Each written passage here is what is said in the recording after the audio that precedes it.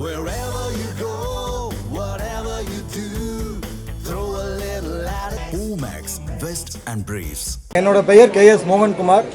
2021 அந்தியூர் சட்டமன்ற தொகுதியினுடைய அஇஅதிமுகவினுடைய வேட்பாளர் KS சண்முகம் அவர்களுடைய மகன். நான் என்னோட இது சொல்லிடுறேங்க. அனைவருக்கும் வணக்கம். 2021 சட்டமன்ற தேர்தலில் அந்தியூர் தொகுதியில் அஇஅதிமுக வேட்பாளராக மறைந்த எனது தந்தை திரு KS சண்முகவேல் அவர்கள் போட்டியிட்டு 1275 என்ற குறைந்த வாக்குகள் வித்தியாசத்தில் தோல்வியை தழுவினார். எனது தந்தை KS சண்முகவேல் அவர்களை பொறுத்தவரையில் 1989ஆம் ஆண்டு கழகத்தில் இணைந்து சிறப்பாக செயல்பட்டதன் அடிப்படையில் பல்வேறு கழக பொறுப்புகளிலும் மக்கள் பணிகளில் 2001 முதல் தொடர்ந்து 15 ஆண்டுகளாக ஒன்றிய கவுன்சிலராகவும் ஒன்றிய வைஸ் சேர்மனாகவும் மாவட்ட ஊராட்சி குழு உறுப்பினராகவும் டிஸ்ட்ரிக்ட் கவுன்சிலராகவும் சிறப்பாக செயல்பட்டார். குறிப்பாக 2016ஆம் ஆண்டு சட்டமன்ற தேர்தலில் EMR ராஜா அவர்கள் அஇஅதிமுக வேட்பாளராக அறிவிக்கப்பட்ட போது எனது தந்தை TN பாளையம் ஒன்றியத்தின் தேர்தல் பொறுப்பாளராக நியமிக்கப்பட்டு அந்த பகுதியில் சுமார் 4000 வாக்குகள் கூடுதலாக பெற்று மொத்தம் 5000 வாக்குகளில் திரு EMR ராஜா அவர்கள் வெற்றி பெற்றார். EMR ராஜா அவர்கள் வெற்றி பெற்றதற்கு மிகவும் உறுதுணையாக இருந்தது எனது தந்தை என்பது அந்தியூரை சார்ந்த அனைத்து நிர்வாகிகளுக்கும் தெரிந்த உண்மை. KS சண்முகவேல் குமார் இவ்வாறு சிறப்பாக செயல்பட்டதன் அடிப்படையில் எனது தந்தை திரு KS சண்முகவேல் அவர்களுக்கு அந்தியூர் சட்டமன்ற தொகுதியில் அதிமுக வேட்பாளராக போட்டியிட தலைமை வாய்ப்பு கொடுத்தது. 2021 தேர்தல் பணியில் ஈடுபட்ட போது பல கழக நிர்வாகிகள் அர்ப்பணிப்போடும் தியாக உணர்வோடும் சிறப்பாக செயல்பட்டனர். இருப்பினும் முன்னாள் சட்டமன்ற உறுப்பினரான திரு EMR ராஜா அவர்கள் பல்வேறு நிர்வாகிகளிடம் தொடர்பு கொண்டு கழக வேட்பாளர் தோற்கடிக்கப்பட வேண்டும், மீண்டும் மரியாதை கிடைக்கும் இடம் தொடர்பு கொண்டு அதிமுகவினுடைய முக்கிய நிர்வாகிகளிடம் தொடர்பு கொண்டு வற்புறுத்தினார். அதை பல விசுவாசமிக்க நிர்வாகிகள் திரு EMR ராஜா அவர்கள் பேசியதை பதிவு செய்து தலைமைக்கு அனுப்பினர். ஒரு சில நிர்வாகிகள் மட்டும் EMR ராஜா அவர்கள் பேசியபடி அவருடன் இணைந்து அவரோட துரோக செயல்களில் ஈடுபட்டனர். ஆகவே முன்னாள் சட்டமன்ற உறுப்பினர் EMR ராஜா அவர்கள் துரோக செயல்களில் ஈடுபட்ட துரோக செயல்களே அந்தியூர் தொகுதியின் சட்டமன்ற தொகுதியின் அதிமுக தோல்விக்கு முக்கிய காரணமாக அமைந்தது. இது அந்தியூர் தொகுதியினுடைய பெரும்பான்மையான கழக நிர்வாகிகளுக்கு தெரிந்த உண்மை. முன்னாள் உறுப்பினர் திரு EMR ராஜா அவர்களுக்கு மாநில பதவி வழங்கினார்கள். அது அந்தியூர் தொகுதியினுடைய பெரும்பான்மையான நிர்வாகிகளுக்கு வருத்தத்தையும் வேதனையும் அளித்தது. அதே போல இன்னொரு முக்கிய காரணம் சொல்ல வேண்டும் என்றால் அம்மாப்பேட்டை ஒன்றியம் 5 ஊராட்சி அம்மாப்பேட்டை ஒன்றியத்தில் 5 ஊராட்சிகள் அந்தியூர் சட்டமன்ற தொகுதிக்கு உட்பட்டது. அந்த ஒன்றிய கழகத்தினுடைய செயலாளராக 2021 சட்டமன்ற தேர்தலின் போது இருந்தவர் திரு சரவணபவா அவர்கள். அப்பொழுது அவர் அம்மாப்பேட்டை ஒன்றியத்தினுடைய பெருந்தலைவராக சேர்மனாகவும் இருந்து வந்தார். எனது தந்தை வேட்பாளராக அறிவிக்கப்பட்ட பின்பு அந்த ஒன்றியத்தில் தேர்தல் பணிகள் ஆதரவாக ஈடுபட்டிருந்த பொழுது வாக்குப்பதிவுக்கு 10 நாட்களே இருந்த நிலையில் திரு சரவணபவா அவர்கள் அடிப்படை உறுப்பினர் பொறுப்புகளில் இருந்து விடுவிக்கப்பட்டார். அதற்கு பின்பு அந்த ஒன்றியத்தில் தேர்தல் பணிகளில் சுணக்கம் ஏற்பட்டது. அவரை சார்ந்திருந்த பெரும்பான்மையான நிர்வாகிகள் முழுமையாக ஒத்துழைப்பு கொடுக்க மறுத்தனர். ஆகையால் அந்த ஒன்றியத்தில் மட்டும் 3800 வாக்குகள் குறைவாக பெற்றது அனைத்து இந்திய அண்ணா திராவிட முன்னேற்ற கழகம். அந்த ஒன்றியத்தில் மட்டும் 3800 வாக்குகள் குறைவாக பெற்றது. நமக்கு தோல்வியுற்ற வாக்கு 1275 வாக்குகள் தான் அந்தியூர் தொகுதி அதிமுக தோல்வியடைந்தது. அந்த ஒன்றியத்தில் மட்டும் 3800 வாக்குகள் அதிமுக குறைவாக பெற்றது என்பது முக்கிய காரணமாக இருந்தது. இந்த நிலையில் முன்னாள் சட்டமன்ற உறுப்பினர் திரு EMR ராஜா அவர்கள் கழகத்திற்கு எதிராகவும் தலைமைக்கு எதிராகவும் பேசிய பல ஆடியோ ஆதாரங்கள் அந்தியூர் தொகுதியில் உள்ள பல முக்கிய நிர்வாகிகளிடம் இன்றளவும் இருக்கிறது. அதை அவர்கள் வெளியிடுவார்கள்.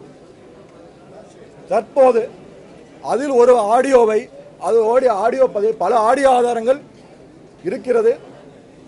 அதில் ஒரு ஆடியோ ஆதாரத்தை இன்று அவர் கட்சிக்கு துரோகம் செய்ய வேண்டும், இரட்டை இலையை தோற்கடிக்க வேண்டும், அந்தியூர் வேட்பாளரை தோற்கடிக்க வேண்டும் என்ற ரீதியில் பர்கூருடைய முன்னாள் கவுன்சிலர், பர்கூருடைய தேர்தல் பொறுப்பாளராக அந்தியூர் பர்கூர் ஊராட்சியினர் தேர்தல் பொறுப்பாளராக நியமிக்கப்பட்டிருந்த திரு ராயன் அவர்களிடம் அவர்கள் துரோகம் செய்து வற்புறுத்திய ஆடியோ ஆதாரத்தை, அவர் என்ன பேசினார், என்ன செய்ய சொன்னார் மற்றும் பதிவை நான் வெளியிடுவதை விட அந்த பொறுப்பாளராக இருந்த ஒன்றிய கவுன்சில் திரு ராயன் அவர்களை வெளியிடுவது சிறப்பாக இருக்கும். இருங்க, அந்தியூர் நிலைமை என்ன நடந்தது கட்சியில் அப்படிங்கிற அடிப்படையில் என் மகனா நான் இந்த தகவலை கொடுக்கணும்னு நினைச்சேன். அதை கொடுக்குறேன். அதை போய் ஆடியோ முதல் வாங்கிக்கங்க. என்ன ஆடியோ முதல்ல வாங்கிக்கண்ணா. அண்ணா இருங்க, இல்லடா டிவியில நேற்று முன்னாடி இது ஒரு விவாத பொருளாக இருந்தது. எனக்கு அந்த டிவியோட இதோட இருக்குது. அதன் அடிப்படையில் உண்மை குற்றவாளிகள் மறைக்கப்பட்டு துரோகம் செய்தவர்கள் காப்பாற்றப்படும் பொழுது ஒரு மகனாக அவர் உண்மை குற்றவாளியை துரோகத்தை செய்தவர்களை வெளிக்கொண்டு வருவது என்னோட கடமை என்ற நோக்கத்தில் இன்று வெளியிடுகிறேன். அந்த ஆடியோ பதிவு அவருக்கு மாநில பொறுப்பு வழங்கப்பட்டது. அந்த ஆடியோ பதிவு இருக்கிறாங்க. ஆடியோ பதிவு வாங்கிக்கோங்க. அனைவருக்கும் வணக்கம். நான் பர்கூர் ஊராட்சியினுடைய ஒன்றியக்குழு உறுப்பினராக 10 ஆண்டு காலம் செயலாற்றி இருக்கிறேன். கடந்த 2021 சட்டமன்ற தேர்தலில் பர்கூர் ஊராட்சி ஒரு 15,000 வாக்குகள் கொண்ட ஒரு பகுதி. அப்பகுதியில் 2001 சட்டமன்ற தேர்தலில் 2021 சட்டமன்ற வேட்பாளராக நியமிக்கப்பட்ட திரு சண்முகவேல் அன்னார் அவர்கள் என்னை அங்கு தேர்தல் பொறுப்பாளராக நியமித்தார். நான் அங்கு தேர்தல் பொறுப்பாளராக களத்தில் பணியாற்றி கொண்டிருந்த பொழுது முன்னாள் சட்டமன்ற உறுப்பினர் அவர்கள் என்னை வரவழைத்து கழகத்திற்கு எதிரான சில கருத்துக்களை சொன்னார். நான் அது உள்வாங்கிக் கொண்டு கழக பணியாற்ற சென்று விட்டேன். மீண்டும் என்னிடம் தொடர்பு கொண்டு நான் என்ன சொல்கிறேனோ அதை நீ கேட்டு செயல்பட வேண்டும், அப்பொழுதுதான் கழகத்திற்கு எனக்கு ஒரு நற்பெயர் வரும் என்று என்னை வற்புறுத்திய பொழுது எனக்கு என் மனம் ஏற்றுக்கொள்ளவில்லை. கழகத்திற்கு விசுவாசமாக இருந்து கழக பணியாற்றி கொண்டிருந்தேன். அப்பொழுது அவர் என்னிடம் போனில் தொடர்பு கொண்ட ஆடியோ இருக்கிறது, நீங்களே பார்க்கலாம். அது மட்டுமின்றி அந்த சட்டமன்ற தேர்தலுக்கு மாவட்ட கழக செயலாளராக இருந்தவர் KCK அவர்கள் அந்தியூர் சட்டமன்ற தொகுதிக்கோ பர்கூருக்கோ கழக பணி ஆற்றவில்லை.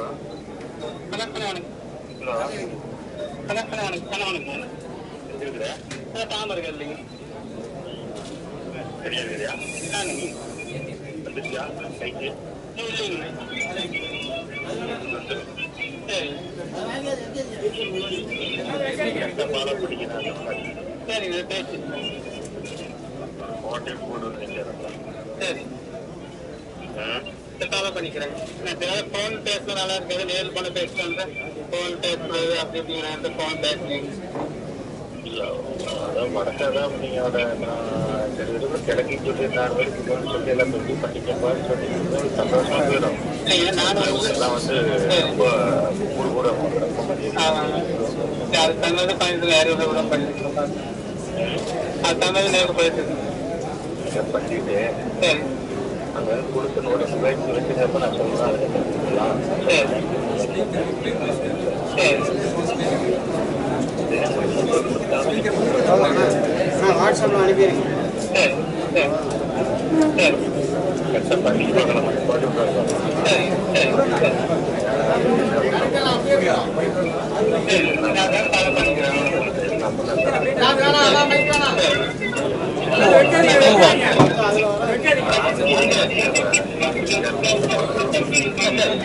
இதோட காப்பி காப்பி நான் பிரஸ் கொடுத்துருங்க. சார் இப்போ இந்த ஆடியோ வெளியிடுறீங்க, இது வந்து முன்னரே அவங்களோட பேசியிருக்கிறாரு, அப்படியே நீங்க வெளியிட்டு நாங்க எங்க சட்டமன்ற வேட்பாளர்கிட்ட நாங்க கொடுத்துட்டோம். அவர் தலைமை கொடுத்துட்டாரு. அது தலைமைக்கு போயிடுச்சுங்க. சொன்ன வேலையை நீங்க செஞ்சீங்களா? இப்போ அவர் ஆடியோ பேசி நான் வெளியே நான் செய்யாதனால தானே இன்னைக்கு நான் பிரஸ் பண்ணி சொல்றேன். பேசலாமா? அனைவருக்கும் வணக்கம். என்னுடைய பேர் வேபே தமிழ்செல்வி.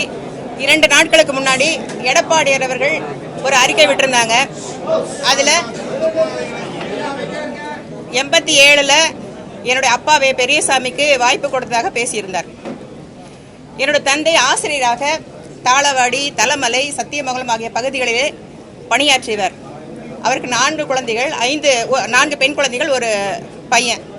இந்த சூழ்நிலையில் தலைவர் வந்து சத்தியமங்கலத்தில் முதல் முறை சட்டமன்ற வேட்பாளராக புரட்சி தலைவர் அறிவித்த பொழுது, அவரோடு இருந்து ஆசிரியராக இருந்த பொழுதும் அவரோடு இருந்து பணியாற்றிய அந்த காரணத்தினால் தலைவர் அவரை அழைத்து விசுவாசம் காரணமாக அந்தியூரிலே வாய்ப்பினை வழங்கினார்.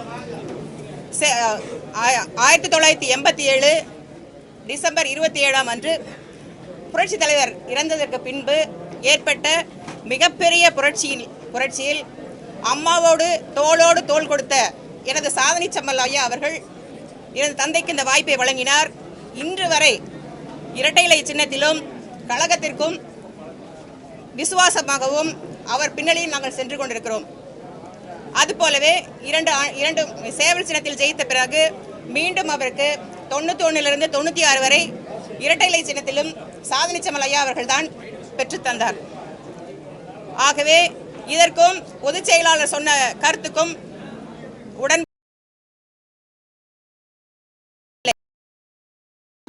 தலைவர் சொன்னது போல 89லே தான் அவர் என்றே கொடுக்கிறார்.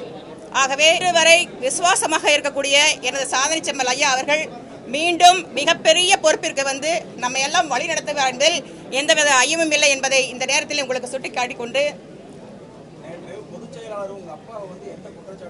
நான் குற்றம் சாட்டுவதாக நான் இன்று சொல்லவில்லை. ஆனால் எனது விளக்கம் கொடுப்பதற்கான காரணம், அந்தியூர் தொகுதி கடந்த முறை தோல்வி அடைந்ததற்கு தலைவர் தான் காரணம் என்ற மிகப்பெரிய பொய் குற்றச்சாட்டை அவர் கொடுத்த காரணத்தினால் நான் இதை சுட்டிக்காட்டுகிறேன். என் அப்பா ஜெயித்தார். ஜெயிக்க வைத்தும் ஒவ்வொரு பொறுப்பாளரிடம் சென்று எனது அப்பாவை தலைவர் தான் அறிமுகப்படுத்தினார். ஆசிரியராக பணியாற்றிய எனது தந்தையை நல்ல அரசியல்வாதியாக மாற்றிய மிகப்பெரிய பொறுப்பு எனது தலைவர் சாதனை செம்மல் ஐயா அவர்களுக்கே சாரும். ஆகவே இந்த கருத்தை நான் இங்கே பதிவிடுகிறேன்.